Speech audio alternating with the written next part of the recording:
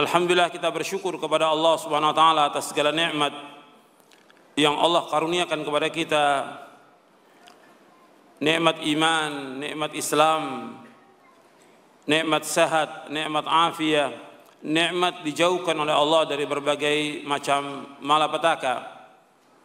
Nikmat diberikan hidayah di atas sunnah Nabi sallallahu alaihi wa ala alihi wasallam. Kita bersyukur kepada Allah SWT diberikan hidayah di atas sunnah Nabi sallallahu alaihi wasallam. Ini merupakan nikmat yang paling besar setelah kita diberikan hidayah oleh Allah di atas Islam. Islam dan sunnah. Ini merupakan nikmat yang paling besar yang wajib kita syukuri. Yang nikmat ini lebih baik dari dunia dan seisinya.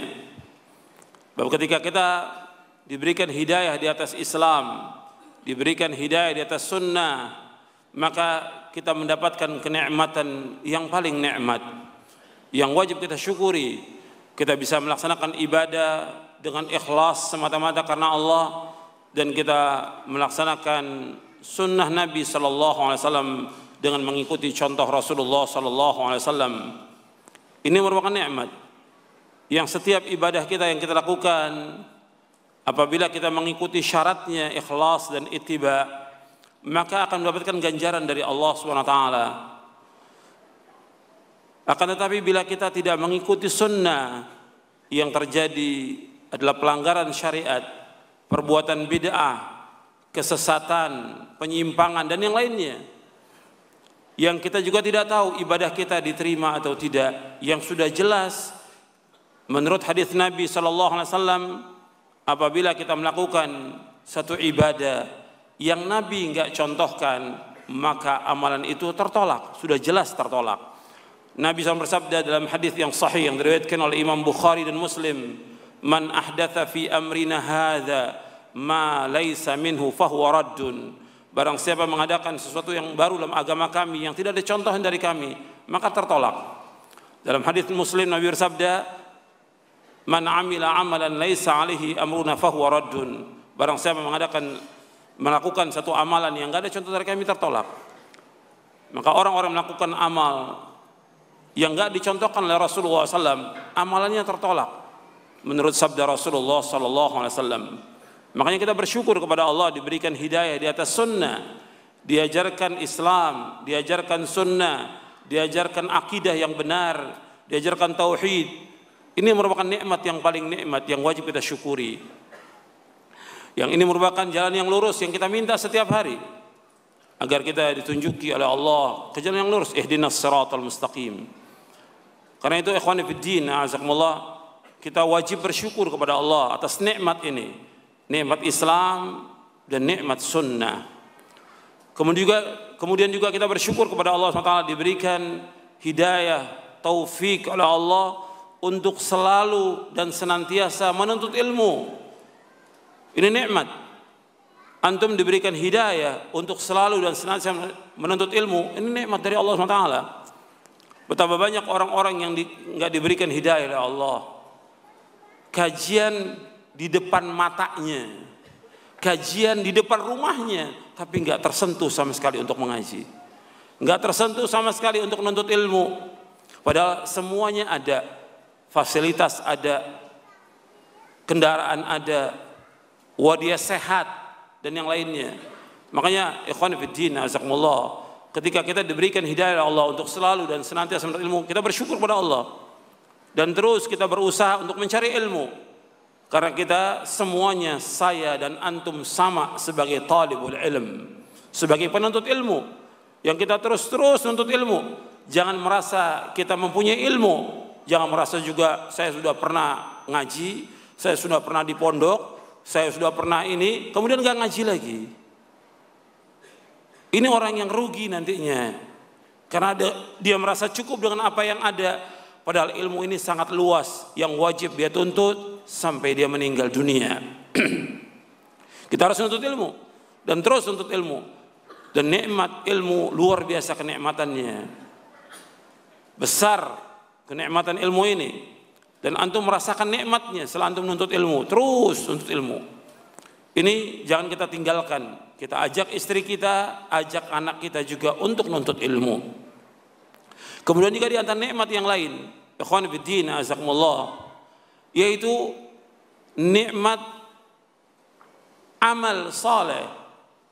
Artinya kalau orang sudah diberikan hidayah oleh Allah untuk menuntut ilmu, konsekuensi dari ilmu itu amal. Maka kita berusaha untuk menyibukkan diri kita dengan amal.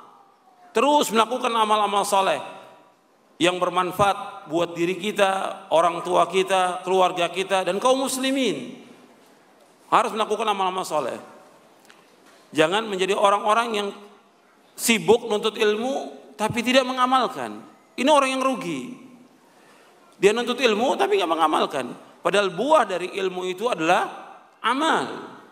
Dan Allah akan memberikan ganjaran kepada orang yang mengamalkan, bukan ganjaran kepada orang-orang yang tahu. Tapi Allah memberikan ganjaran kepada orang-orang yang mengamalkan. Surga diwariskan untuk orang-orang yang beriman, bertakwa, dan orang-orang yang melakukan amal-amal saleh. Tilkal jannatu uristumuha bima kuntum ta'malun. Itulah surga yang diwariskan kepada kalian dengan sebab apa yang kalian amalkan. Bukan apa yang kalian ketahui. Apa yang kalian amalkan. Bima kuntum ta'malun. Apa yang kalian amalkan. Bukan bima kuntum ta'lamun. Bukan. Dengan apa yang kalian ketahui. Bukan. Surga diwariskan bagi orang-orang yang menuntut ilmu dan dia mengamalkannya. Ikhwan fillah azakumullah. Kita harus berlomba-lomba untuk mengamalkan amal soleh. Karena fitnah-fitnah luar biasa. Fitnah ini bagaikan malam yang gelap. Yang pagi orang itu iman, sore sudah kafir. Nabi ketika melihat banyaknya fitnah yang ada, Nabi menyuruh apa? Untuk melakukan amal saleh.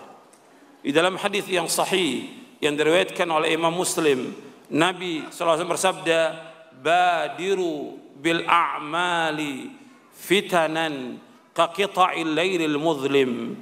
Yusbihu ar-rajulu mu'minan wa yumsi kafiran wa yumsi mu'minan wa yusbihu kafiran yabi'u dinahu bi'aradin minad dunya. Kata Rasulullah SAW dalam hadis yang sahih yang diriwayatkan oleh Imam Muslim dan yang lainnya, segeralah kalau kalian melakukan amal-amal saleh. Segera. Artinya melakukan amal itu segera. Enggak boleh kita lambat-lambat. Karena apa? Fitnah-fitnah itu bagaikan bagian malam yang gelap. Pagi orang itu beriman, sore dia kafir. Sore dia beriman, pagi dia kafir. Menjual agamanya dengan sedikit dari dunia.